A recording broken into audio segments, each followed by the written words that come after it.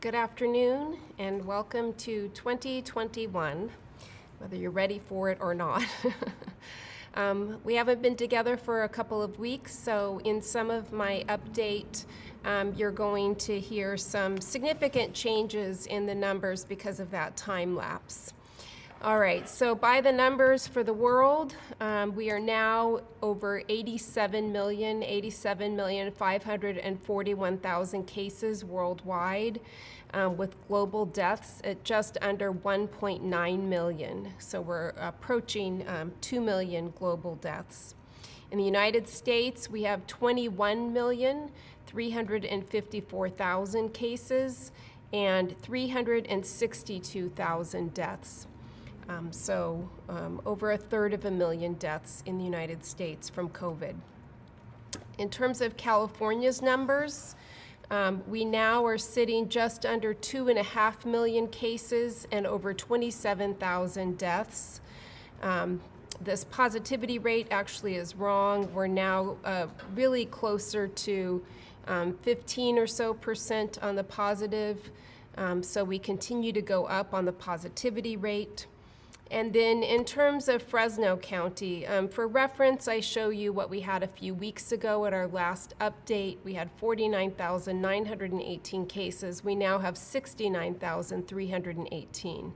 So in less than a month, we've increased by almost 20,000 cases, a significant increase for us.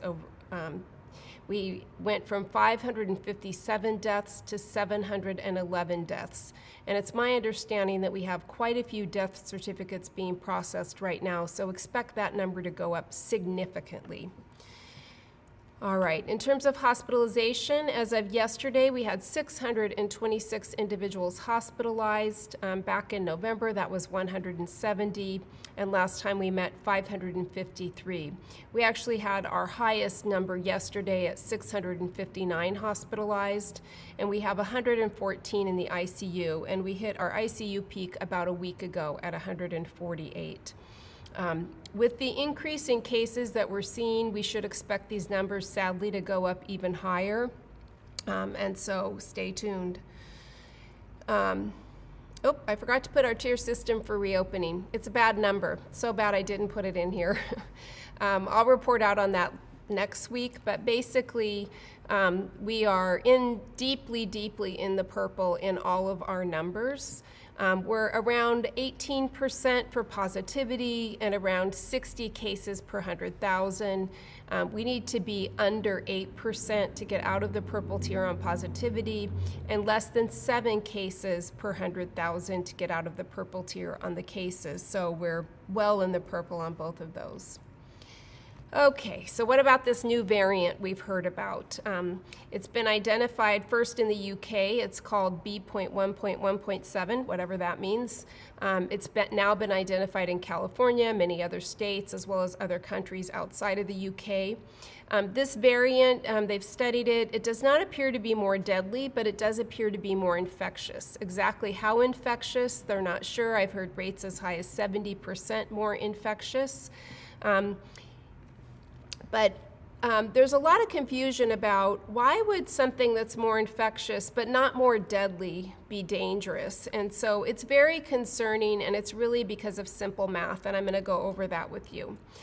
So a little bit of background refresh. We saw a chart like this several months ago, and so the contagiousness, the infectiousness of COVID-19 is on this chart compared to other diseases that we're familiar with. So on this chart, measles has the highest infectious rate. For every person infected with measles, anywhere from 12 to 18 people who they come in contact with will become infected. And then you go down polio, smallpox, mumps, HIV/AIDS, SARS, which is the precursor, the COVID type precursor, and then COVID-19. And so COVID-19 often compared to the flu, which is right below it, and then Ebola is the bottom one. Ebola is one of the most deadly diseases that we've encountered in our lifetimes. So with many of these other diseases, the death rate for Ebola is much higher. But if you look at their infectious rate, it's not too far off from COVID. COVID's a little more infectious than Ebola, But they both are within the range of around 2. That means for every person that an infected person encounters, or each infected person, all of the people they encounter, they'll infect about 2 people. So we'll compare a little bit COVID-19 versus Ebola to explain why this is a concern. So Ebola is about 30 times more likely to kill you if you get it. So if one person got COVID and one person got Ebola, this person is much more likely to die of Ebola than the single person who gets COVID. Ebola also only spreads when you're symptomatic. And other viruses we're familiar with are similar. We don't have that silent spreading that we have with COVID. So if someone's not showing symptoms, they're not sloughing off Ebola. With Ebola, once you're sick, you're pretty much incapacitated. So it's less likely that you're going to come in contact with additional people when you're vomiting and have massive diarrhea, frankly. And so only people you come in contact with are likely to get it with Ebola. And when you're so sick, it's unlikely you're going to come in contact with other people. In terms of outbreaks that have occurred with Ebola, the largest outbreak to date occurred in West Africa between December of 2013 and January of 2016. There were 28,646 people infected during that 3-year time span,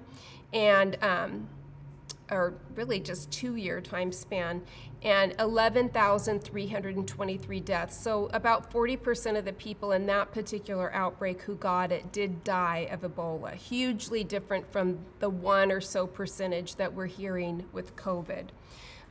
So when you hear that, you think, wow, I don't want, if COVID was 50% more deadly, that would be worse than 50% more infectious. But it's actually quite different, so I'll explain that. So while the two share similar rates, far more people have gotten COVID-19. And so part of that we think is because of asymptomatic spread, that you're actually spreading COVID. You might never get symptoms and you're spreading COVID, or you get, even if you develop symptoms, you're spreading it before you develop those symptoms. And sometimes those symptoms are so mild that you may not realize you have COVID and just continue spreading it. And other people won't realize you have it and avoid you, frankly. And so when people have Ebola, it's really, really obvious. You can see their sickness. It's really obvious. They could be bleeding from orifices, they're vomiting, they have this explosive diarrhea. And so if you aren't bedridden at home and don't know you have it, you're spreading COVID everywhere you go. And so that creates some difficulty with compliance with the public health precautions that we've talked about. And so with Ebola, when you know that someone's sick and you know you could die if you get Ebola, that it's quite likely, in fact, that you could die, it's much easier to get people to quarantine when they've been exposed, to isolate when they're ill, and for people to use precautions. And we've struggled to get people to use precautions because they can't see COVID. And oftentimes they may not know anyone who's actually died of COVID. And so it's hard to get people to appreciate the seriousness. But there is a simple math, so I'm going to go through that real quick.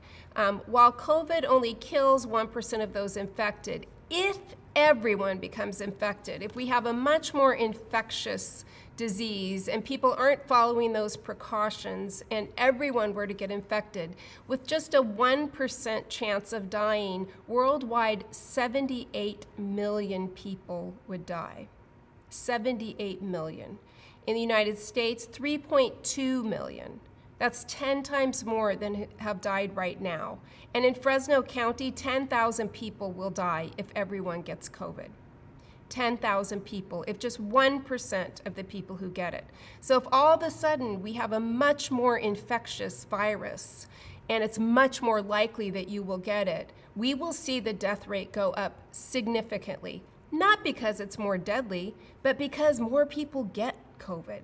And that's the simple math that people don't seem to understand, is you don't need a particularly deadly disease. You can have a really small percentage of dying, but if everyone gets it, the number of people who die goes up significantly. And let me tell you right now, I personally know people who have died of COVID. If 10,000 people in our community die, which is more than 10 times of the deaths we've recorded thus far, we're all going to know someone who died of COVID.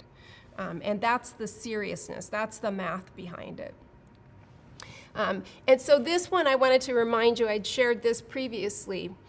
If one person infects 2.5 people, which is about what we think the existing infectious rate is of COVID, in 30 days, those 2.5 people result in 406 people being infected. So if that 2.5 increases significantly, just imagine how many more people will get infected. If you go just down below, if half the number of people are infected by each person, 1.25, you only get 15 people. So it's an exponential increase. So if that 2.5 becomes 3.5 or 4 or 5, that 406 will go into the thousands. That's how quickly. It's kind of like that old analogy that if you take 1 penny and the next day it turns into 2 and the next day into 4, pretty soon, even in a month, you get a lot of pennies. And it's the same with an infection. So with that, let's talk about vaccines. We do now have 2 officially approved vaccines. AstraZeneca likely will be the next one. Right now we have Pfizer and Moderna. In our county, hospitals continue to administer. They're now giving a second dose. That's not no giving, it's now giving a second dose. Our very own Dr. Tran has gotten his second dose this morning. I will tell you in a little bit something we'd like to do to help you get comfortable with the vaccine. My husband will get his second dose tomorrow. Long-term care facilities have started administering vaccine as well. They are getting the vaccine through a slightly different program than us. And the county is setting up a closed pod at the fairgrounds. And what a closed pod means is that they're setting up a vaccine administration site that they'll control who goes there versus anyone can drive up and go there, kind of like some of our testing sites. Right now we have a closed pod testing for county employees and their family, and then there's other test sites that anyone can go to. We are going to have our own closed pod in our department, and I'll tell you a little bit more about that. So our team is continuing to work very closely with the Public Health Department on the distribution plan. So what do we know so far about the vaccine? I know a lot of people are concerned. Remember last time we talked about the survey we had done and that we had 55% or so of our employees who thought they would take the vaccine and quite a few employees who were concerned about it. And so it's going to be really important, particularly if we have a much more infectious strain of COVID going around, that as many people as possible take the vaccine. So we want you to have as many facts as possible so that you're making an informed decision based on facts and not myths and misunderstandings and misinformation about the vaccine. So I'm going to share some information. All of the approved vaccines have went through this very same safety tests and meet the same standards as any other vaccine that's been produced through the years. And that includes vaccines that you hear about that took 10 years to get through the process. The difference really is in the timing, like how did we get this so quickly, can really be explained in that the federal government and other world governments put a lot of money into accelerating the process. And so what does accelerating mean? It doesn't mean shortcuts to the safety metrics. It means having the funds to recruit people to take it, to have people to administer the vaccine, to have the right resources in terms of scientists and support staff to analyze the data, to produce it quicker. All of the things that oftentimes with some vaccines, if there's not really a big push in terms of funding, it just takes longer to get those through the process. And so none of the safety measures were shortcuts. They just were able to accelerate the funding and provide the resources to do all of those steps quicker. Vaccines work with our body's natural defenses so that we'll be ready to fight the virus. And we've seen with the approved vaccines so far that they're very, very effective, much more effective even than some of our existing vaccines in terms of keeping you from getting COVID-19. About 5 million people have been vaccinated throughout the United States. There have been 29 confirmed cases of allergic reaction. All of those individuals are fine. No one died. And what they're saying now is if you have a history of anaphylaxis reactions, which means you have an allergic response to different items and such, you should be monitored for 30 minutes versus the routine 15-minute monitoring that's happening now, and I'll talk about that in a minute. Right now, based on that 29, they're only recommending that people not get the vaccine if they had an allergic reaction to the first dose. So if anybody goes and gets the vaccine and has an allergic reaction, they will not give you the second dose at this point. But a very small number of confirmed cases of allergic reaction. And of note, of those 5 million people, they didn't exclude people who had allergies. They didn't exclude people who had had anaphylaxis before. So a lot of people who have had anaphylaxis or allergic reactions got the vaccine and did not have a severe anaphylaxis response. So right now they've analyzed those 29 people. Not all of them had ever had an anaphylaxis reaction. Some had never had one. So they're not right now able to say exactly why that happened, but it's a pretty small number. And no other worrisome trends. So what should you expect if you choose to get vaccinated? For our staff, the Moderna vaccine is likely the one you will get if you participate in the pod that we're going to be doing. And that's 90 to 95% effective in the trials. You get 2 doses, 4 weeks apart. The Pfizer vaccine's 3 weeks, Moderna is 4 weeks. We'll have a system where you register for an appointment, and much like getting a COVID test, all the precautions are being followed. So where you're receiving the vaccine, you'll have to wear your mask. The staff there will be wearing their mask. We'll have people 6 feet apart or more than 6 feet apart, etc. And then after you get the vaccine, you'll be monitored by medical staff, nursing staff for 15 minutes to make sure you don't have that anaphylaxis response. Normal expected side effects are discomfort at the injection site. That was the only side effect my husband had. He had a little bit of a sore arm, similar to what I've gotten when I've gotten the flu vaccine. You could also have sore muscles, feel tired, maybe a mild fever. That's some symptoms that Dr. Tran had with the first dose of vaccine that he got. And what we're going to do over the next week or so, and Brian's sitting over here and he hasn't heard this, but we're going to create some opportunities, some forums for our staff who've had the vaccine to be available to answer your questions that you might have, especially if you're concerned about getting the vaccine.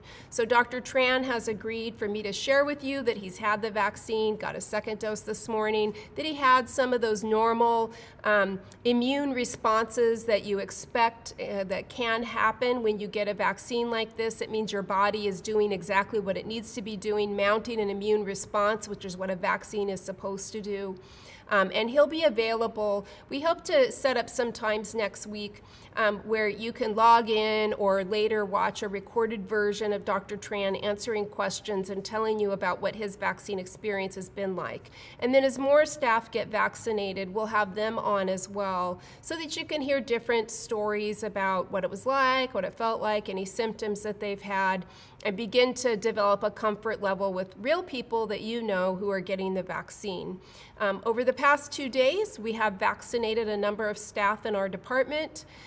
It's a kind of a testing with our staff in our crisis stabilization unit and our psychiatric health facilities and some of our own Department of Behavioral Health staff on our medical teams and who are currently interacting with clients on a day-to-day basis. So every day we'll have more people who've been vaccinated. So basically what we're going to be doing starting as early as next week is all employees within the behavioral health system of care, that includes our contracted employees, will have an opportunity to get the vaccine through our department.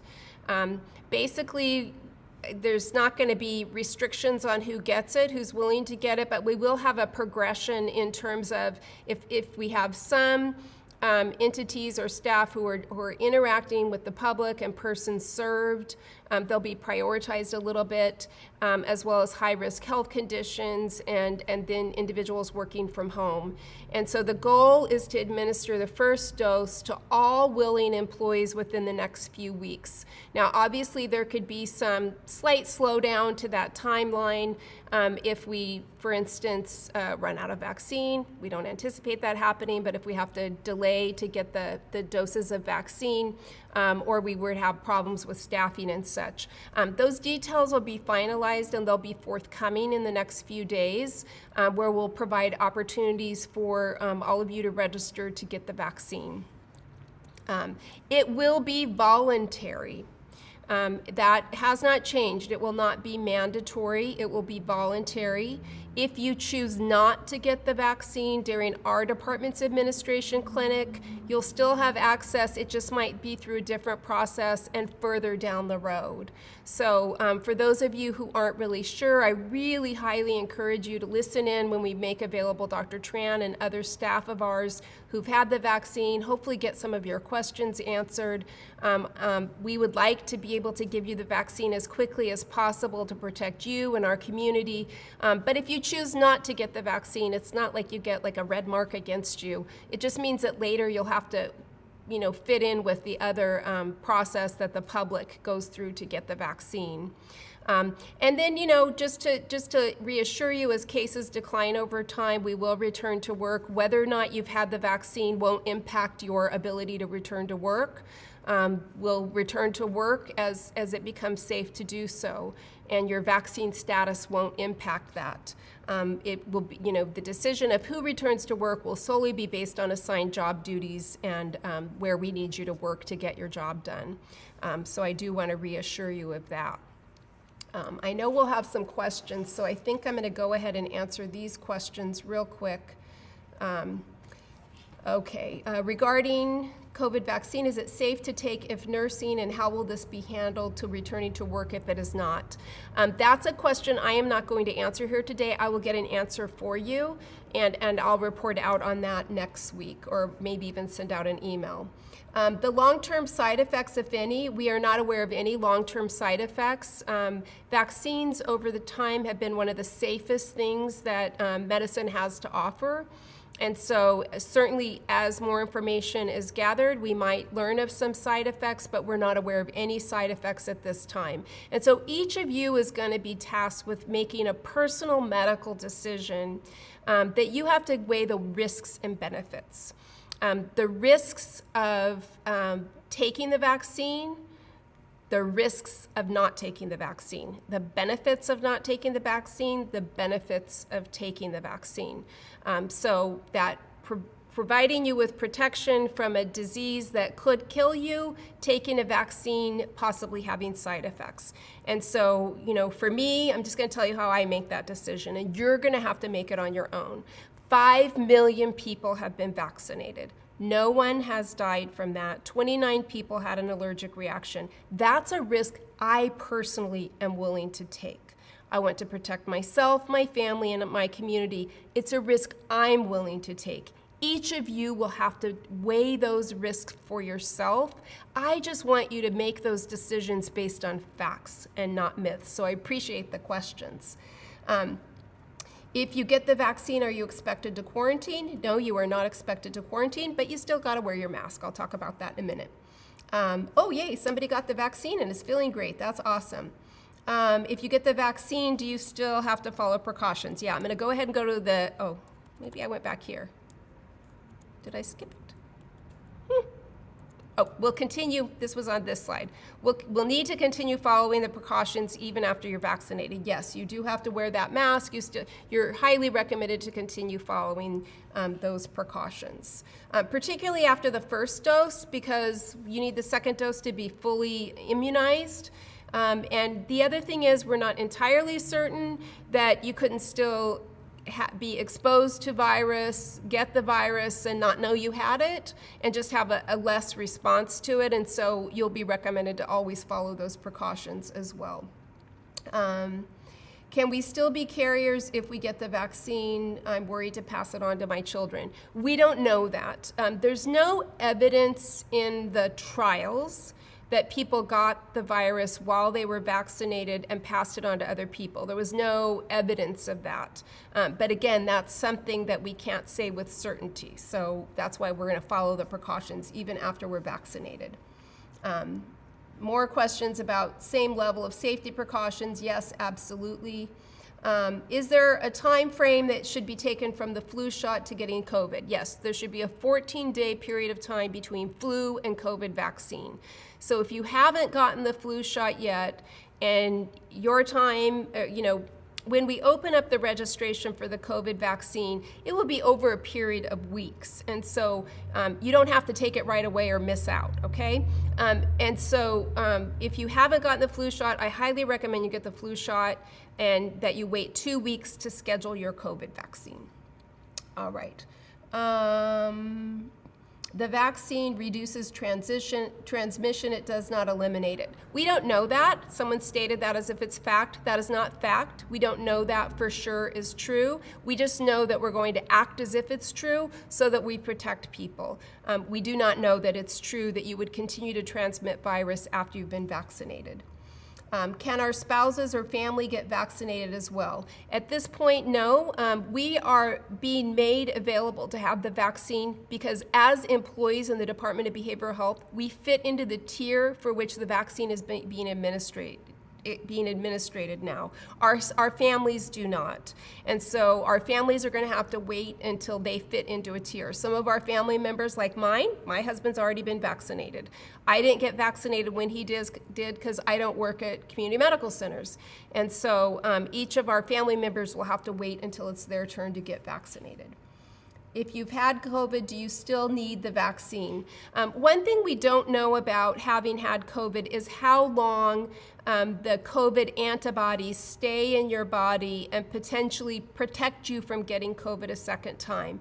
There are a handful of documented cases where people have reacquired COVID, and so it's there is no restriction to getting the vaccine because you've had COVID, and there's no reason to believe that you're protected from getting COVID again simply because you've had COVID. So at this point, having had COVID, you still would get the vaccine. Even if you aren't a carrier, doesn't mean you can't carry it on you, wash your hands, wear a mask, etc. So that's a good point too. Maybe you could pick it up by picking up a piece of paper or what have you and carry COVID on you even though you couldn't get it. Another reason to follow those precautions. Can those on leave get the vaccine? I believe we would let people on leave get the vaccine. What I would tell you is right now, we really need to support getting the vaccine out. And it's our tier, it's our time. And so we're gonna try not to split hairs too much on, exactly limiting vaccine to people who should be eligible to get it. And so, provided that the person on leave doesn't have a physician saying don't get the vaccine for some reason that we're not aware of, I don't know why someone would be on leave, then we would recommend that you get the vaccine, barring any other reason not to get it. Okay, someone said I missed their question. Oh, is there any discussion of letting staff work from home permanently? I've said this all along and I will reiterate it. We will be evaluating telework and what works and what doesn't work for us. It will solely be based on the ability for the work to get done efficiently and effectively. So if you're in a job category where we need you to be present to interact with the people we serve, we're not going to be able to allow you to continue to telework. If you're in a job category where we've been unable to get things done, then you're not going to be able to telework. If you're in a job category where the work is proceeding and efficient and effective and we don't have any need to have you in the office, that's a position we might consider. Once the emergency is over, it's going to be a massive period of time where we have to go through Maine HR and work with our labor partners and such to determine how work will proceed after the emergency is over. So I would not anticipate or plan on permanent telework, anybody, because I don't know what the future holds and what will be allowed by both the county, the state, the feds, all kinds of things. But we will look at it, and where we can and go through all that process, that's something that could happen. I just can't guarantee you that it will happen. Okay. How will we know if the vaccine we are given is actually effective?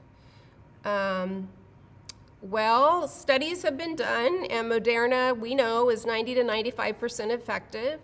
There's a very strict protocol. So Pfizer in particular has to be stored at very cold temperatures. So there's only a limited number of places in the county that Pfizer is being stored. And it has to go through a particular protocol once it's been taken out. It actually can be taken out of the freezer and refrigerated for a fair amount of time before you would have to throw it out. Moderna is a little different. It doesn't have to be stored at such a cold temperature, but once it's out of that storage, it doesn't last as long. So likely when we do our clinics, it'll look something like this. We'll have a limited number of doses. We'll schedule it in such a way that we don't waste any of those doses. So we wouldn't take something out that we couldn't deliver within that 5-hour period. And if we got at the end of 4 hours and we had more doses than what we thought we could deliver, we would try and get additional people in so that we weren't wasting any doses. This is a new process for us, and so we're going to be learning as we go, and we may kind of tweak the process around as we go along. But you should anticipate that we are following all of the proper protocols so that we're not giving you a vaccine that hasn't been handled properly and wouldn't be effective because of that. Will this be made a requirement for work or county? No, it is not mandatory. And it also won't impact your work status. So whether or not you've had the vaccine won't impact your ability to return to the work setting. I want to reassure everyone of that. We aren't going to make people stay home who haven't had the vaccine. By the time we get to the point where we could return everyone to work, that will be when it's under enough control that if you follow the usual precautions, you'll be as protected as we can expect. We highly recommend people take the vaccine because it affords a greater protection, but it won't affect your work status. Return to work will solely be based on the needs of the work and the ability to get the work done in the work setting. All right. You had a question on your phone. Okay. Another question? Yeah. Oh, hold on. One is coming in through text. Hold on, please. Will vaccines be available to employees' household members? I answered this from another question. No, it will not be available to household members. They do not fit into the criteria for which we are being given the vaccine. So you will have to show proof that you work within the system of care in order to get the vaccine. And there'll be a fair amount of work, not to delay the process, but to ensure that people aren't jumping the line. Because that would take away vaccine from someone who's at a higher risk category, so we can't do that.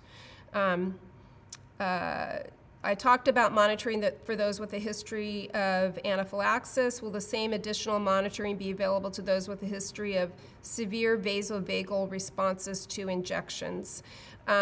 I haven't heard about that, but that's the type of thing that I would expect that you would discuss with your primary care physician and get their input on whether or not you should get the vaccine, and then alerting the staff there about what type of responses you have, and we'll have to go from there. But you will be monitored while you're present. What I would say is it would be important for you to share your history of what have those reactions been like, when did they typically occur in temporal relation to the injection being given. So for instance, if you've gotten other injections and you had that vasovagal response immediately, or did it happen an hour later, or then you'd have to work with us on how that would be managed. All right, no more questions there. Let's see. How long before we can expect to be able to make an appointment, be vaccinated, 1 month, 2, what's the timeline? Great question. We are working right now, today, to get this in place as quickly as possible. Some of that will depend on how many people ultimately choose to get vaccinated. So our clinic will have capacity to do so many people a day, and depending on how many people choose to be vaccinated, I anticipate that we could do the first doses within a few weeks, up to 2 months. So depending on how many people choose to get vaccinated, that capacity of the clinic, if we're going to be gathering this data over the next few days. If we find that the number of people who need to get vaccinated would push it out to 2 months, we'll try and increase the number of clinics we have or our capacity within the clinic to try and get that done a little sooner.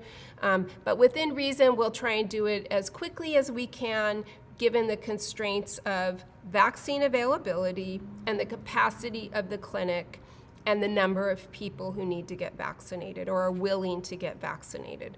So rest assured, we're going to do our very level best to do it as quickly as possible given those constraints and questions. All right. Let me get back to my, okay, so I'm at county updates, which is just we are going to continue to telework for the foreseeable future. We're still in a surge. And again, with this more highly infectious variant likely coming our way, that will be an ongoing week by week, month by month decision that we will make. Testing continues to be available for county staff. I went again this week. I've had my 5th test, my 5th negative test. You sign up for a slot via an email link. It's a pretty easy process for those of you who haven't done it. The county testing process is what's called a mid-terminant test, so that means it only goes just inside your nose and not all the way into your brain. And so it's pretty easy to go through. I highly recommend if you haven't been tested to get tested, particularly if you're concerned you might have been exposed or have COVID. Remember though, like if today I felt like I was exposed, pretty worthless to go get tested tomorrow. Typically, you wouldn't develop COVID for a few days. So if you were exposed to COVID, quarantine yourself. Remember, quarantine yourself. Gentle reminder that a new health officer order came out, and if indeed you are exposed, the timelines now are you only have to quarantine for 7 days if you have a negative test that's taken the 5th day on. So you can't take the test on the 2nd day, but you would take the test on the 5th day if you have not developed symptoms. And if that comes back negative, you can end your quarantine at 7 days. If you do not get tested, you can end your quarantine at 10 days, provided you have not developed symptoms. So both of those changes are provided you have not developed symptoms. If you indeed develop symptoms, then you have to do the full 14 days and at least 1 day without any continuing or progressing symptoms. All right. Will it be drive-through? No, it will not be drive-through, and here's why. We have to monitor you for 15 minutes, and so it would be difficult to provide adequate monitoring for, with people all over a parking lot in their car. So we are choosing a space that's big enough, again, for that distancing, make sure you wear your mask, and to have eyes on, close by, medical support, just to be on the safe side.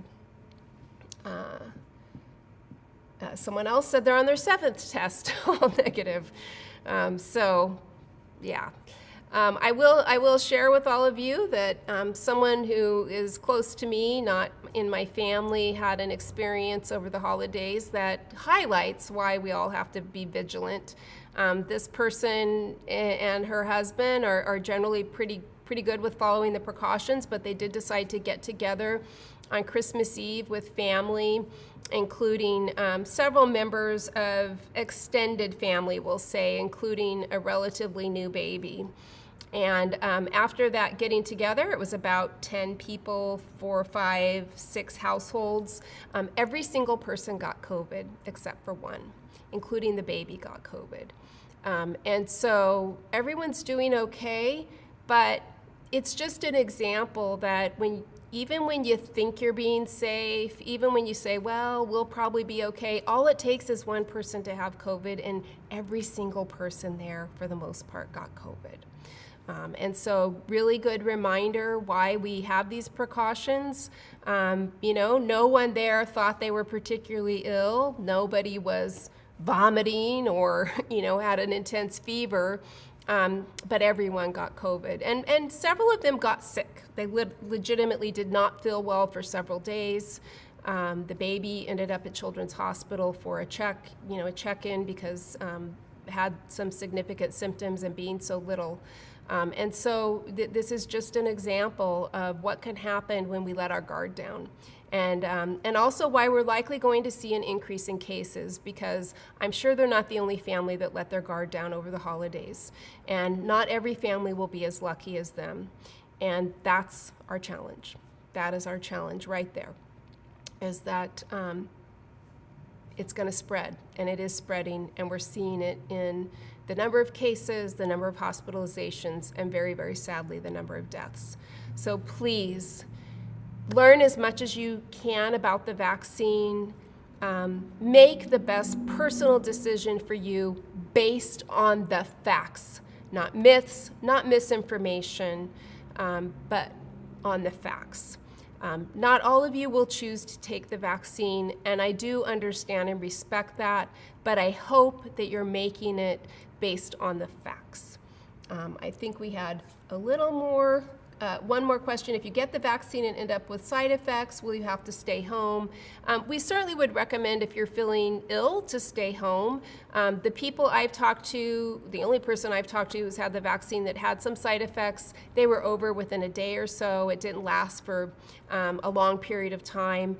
So we will anticipate that some people might have to stay home.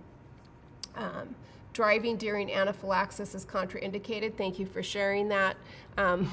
That's why you would be monitored afterwards, so that you don't leave and have your anaphylactic shock while you left.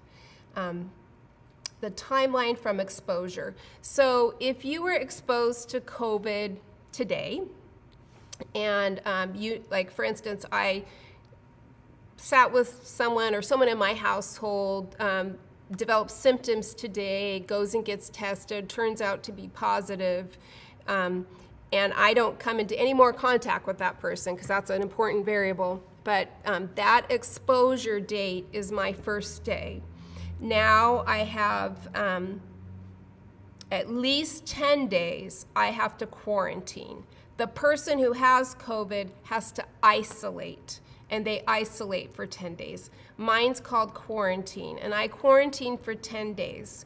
The only way, it used to be 14, the only way it can be less than 10 days is if I go and get tested on the 5th day or after, and that test comes back negative, then I can end my quarantine on 7 days.